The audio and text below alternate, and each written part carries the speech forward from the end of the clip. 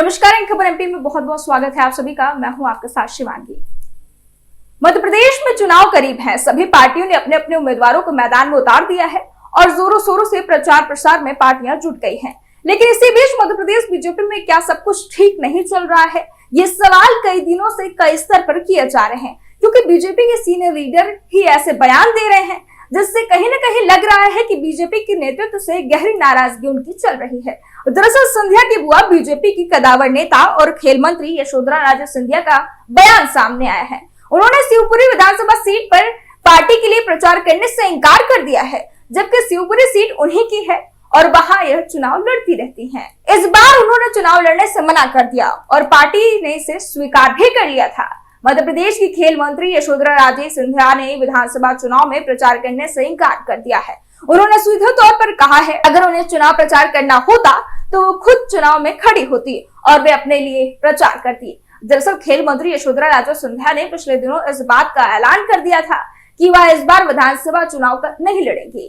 इसके बाद बीजेपी ने शिवपुरी विधानसभा सीट से देवेंद्र जैन को चुनाव में उतार दिया। चुनावी मैदान में देवेंद्र जैन चुनाव लड़ रहे हैं, लेकिन खेल मंत्री यशोधरा राजे सिंधिया का उन्हें कोई सहयोग नहीं मिल रहा है। देवेंद्र जैन शिवपुरी विधानसभा सीट से चुनाव मैदान में उतरे हुए हैं। वह लगातार जनसंपर्क कर रहे हैं, लेकिन यशोधरा राजे सिंधिया ने भाजपा प्रत्याशी के जनसंपर्क से पूरी तरह दूरी बना रखी है।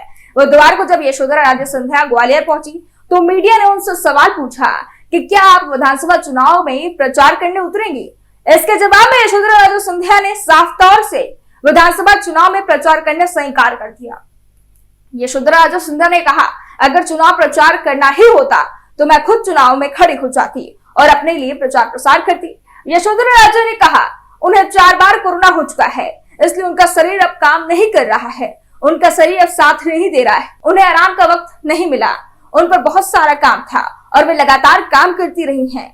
इसके साथ ही उन्होंने कहा, अगस्त के महीने में संगठन को उन्होंने बता दिया था कि उनका शरीर साथ नहीं दे रहा है। हालांकि इसी के साथ उन्होंने यह बात भी कही थी कि कुर्सी किसी की और को मिल जाए, कोई नया चेहरा आ जाए, कुर्सी हमेशा साथ नहीं रहती है।